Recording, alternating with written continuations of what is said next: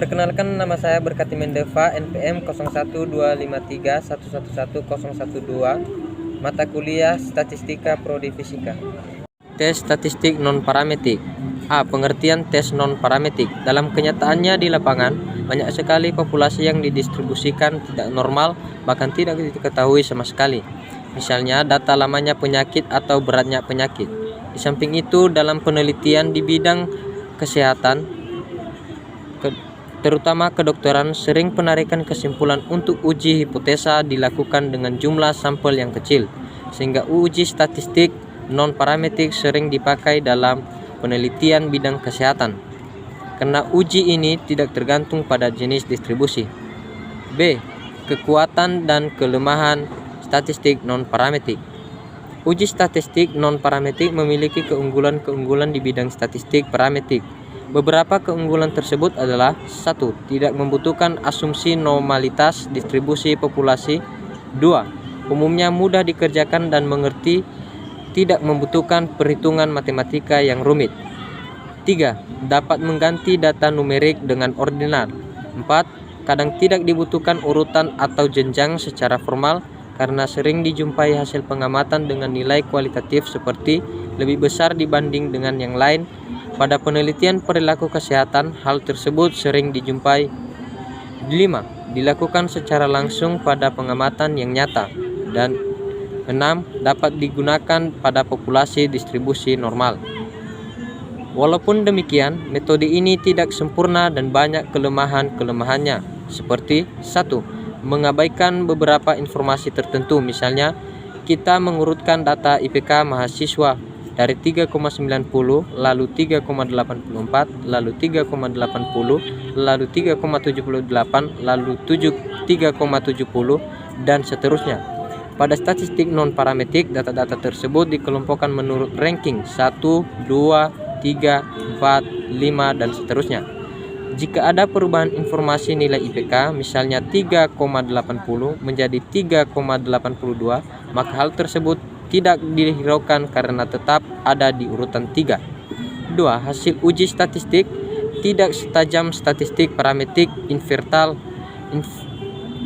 Estimasi dengan statistik non-parametrik dan konvensi interval 95% bisa 2 kali lebih besar dibanding statistik parametrik. 3. Tidak dapat diekstrapolasi atau digeneralis ke populasi pada penelitian klinis yang hanya membanding 2 kelompok atau lebih dengan sampel kecil. Hal ini tidak masalah, namun pada penelitian kesmas yang melibatkan masyarakat ini bisa menjadi catatan khusus. C. Jenis uji statistik non-parametrik. A. Penelitian deskriptif adalah penelitian yang dilakukan untuk tujuan mendeskripsikan atau menganalisis satu atau lebih variabel tanpa membuat perbandingan atau tanpa menghubungkan antara variabel yang satu dengan yang lain. Alat analisis yang dipergunakan adalah statistik deskriptif, yaitu MEAN, median, modus, standar deviasi, dan sebagainya. Contoh penelitian untuk menganalisis kualitas pelayanan puskesmas, menganalisis prestasi kinerja perawat, menganalisis pertumbuhan jumlah kunjungan pasien, dan lain-lain. B. Penelitian komparatif adalah penelitian yang dilakukan untuk tujuan membandingkan sampel atau kelompok satu dengan sampel kelompok lain, baik sampel bebas atau berpasangan atau paired. Dengan demikian, hipotesis penelitian komparatif sifatnya membandingkan. D. Memilih tes statistik non-parametrik. 1. Uji statistik 1 sampel. A. Untuk jenis data ordinal atau peringkat, tujuan menguji hipotesis nilai median pada satu populasi. 1. Tes Wilcoxon range. 2. Tes single sample atau uji median. Tujuan penguji hipotesis distribusi data pada satu populasi. 1. Tes Kolmogorov-Smirnov atau uji kesesuaian distribusi satu sampel. 2. Tes Laniforce atau uji normalitas satu sampel. B. Untuk jenis data nominal atau kategorik, tujuan menguji hipotesis distribusi pada satu populasi. 1. Tes Chi-Skrui atau uji kesesuaian distribusi. 2. Tes Runge atau uji random data. 3. Frekuensi atau uji random data. 4. Tes gap atau uji random data. 5. Tes poker atau uji random data. 6. Tes maksimum atau uji random data. 7. Tes kupon kolektor atau uji random data. Tujuan menguji hipotesis proporsi satu populasi. 1. Tes binominal Singh untuk satu sampel. 2. Tes Z untuk proporsi populasi. 3. Tes Runge atau single sampel. 4. Tes Chi-Skrui independent. 2. Uji statistik 2 sampel independen.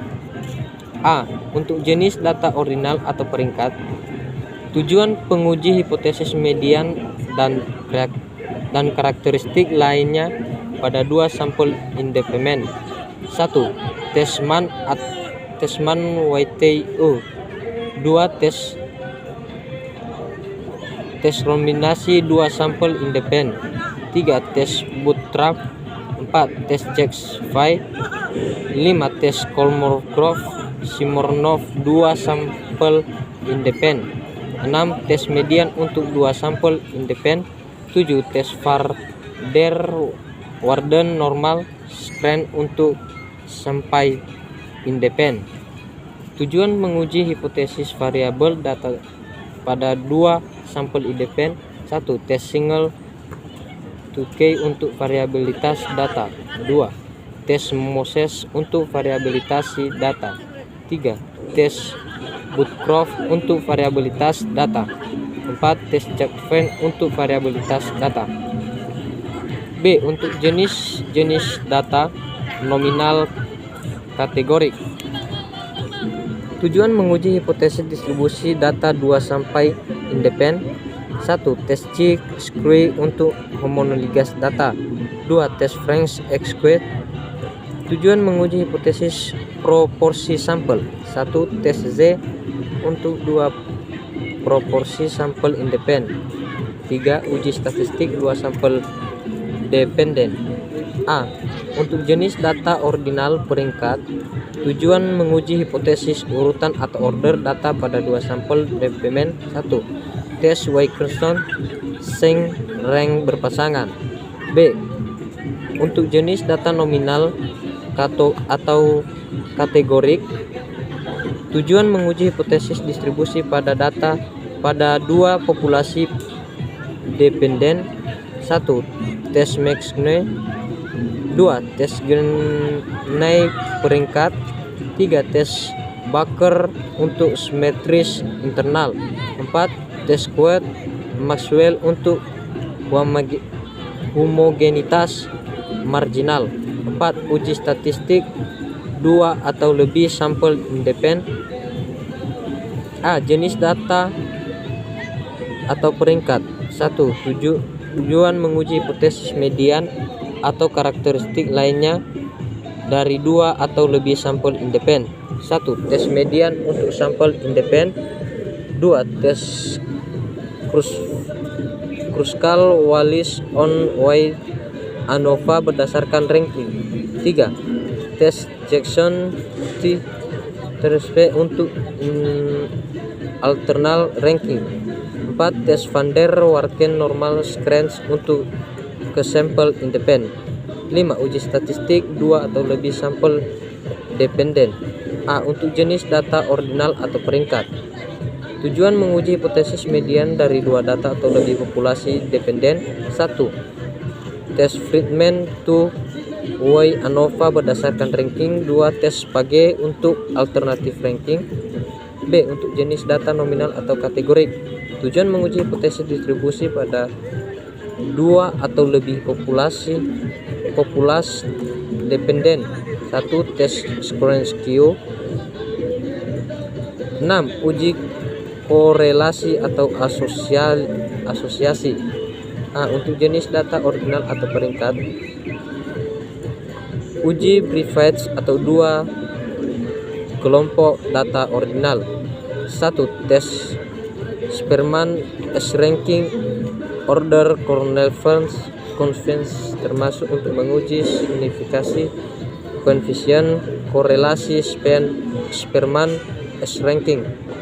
2. Tes kendali S tau termasuk untuk menguji signifikansi koefisien relasi Kendall S. 3. Tes Goodman and Kurzweil S-Goodman termasuk untuk menguji signifikan koefisien gamma dan menguji perbedaan antara dua nilai gamma pada sampel independen.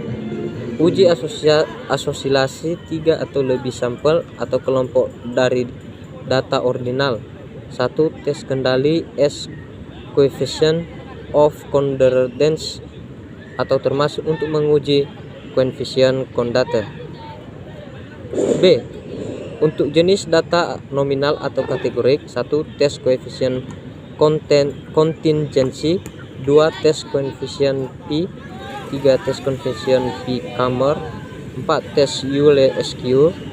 5. Tes odds ratio atau termasuk untuk menguji signifikasi odds ratio. 6.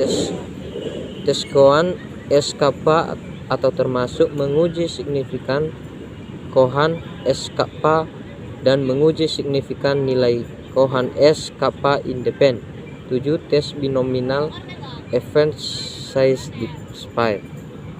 Sekian dan terima kasih.